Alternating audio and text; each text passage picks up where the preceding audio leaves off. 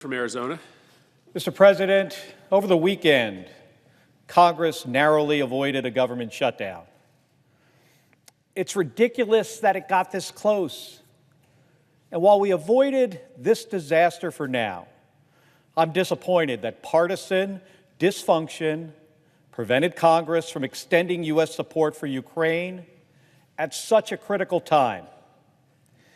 As Ukraine continues their counteroffensive, and our most recent aid package is drawn down, we must work quickly to get Ukraine more of the weapons and support they need to beat Putin.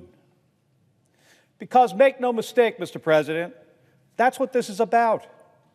Whether Vladimir Putin comes out the other side of this emboldened or defeated.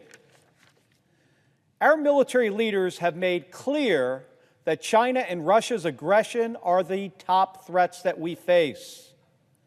While President Xi of China watches, Putin has authorized cyber attacks against the United States and proven himself a war criminal, willing to invade his democratic neighbors and intentionally murder women and children and abduct Ukrainian youth from their parents in an effort to recreate the Soviet Empire. So whether Putin is successful in Ukraine has serious implications for U.S. national security. Up to this point, this invasion has been a massive strategic failure for him. He underestimated the courage and the fight of the Ukrainian people to defend their homeland, which I've seen firsthand in Kyiv. He also underestimated the will of the United States and our allies to quickly and effectively support Ukraine. Over the course of the now 20-month war, we have sent Ukraine the equivalent of a small fraction of our yearly defense budget. This has included guns, artillery, ammunition, tanks, missile systems, and more. It's also included the training on how to use and maintain these systems. Now, as it should be, this support has been carefully evaluated and targeted based on what Ukraine needs most on the battlefield.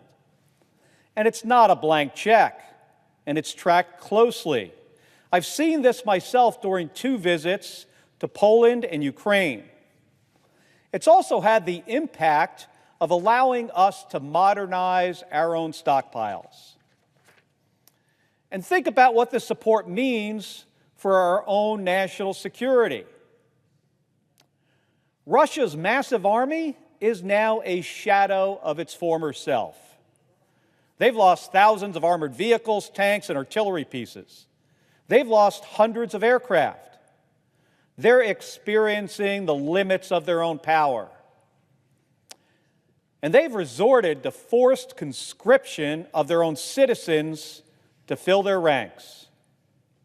Mr. President, China is watching this, and they're witnessing the staying power and the strength of the coalition that we lead. And Ukraine is on the move, making steady progress in a counteroffensive to take back their country. Russia is losing. Now is not the time to let up. It's time to push forward. A majority of Republicans and Democrats in both the House and Senate agree. We know that. So while partisan dysfunction got in the way over the weekend, Mr. President, we got to work together to extend the support that Ukraine needs. For the sake of Ukraine's freedom and our own national security, we must get this done, and quickly. Thank you, Mr. President, and I yield the floor.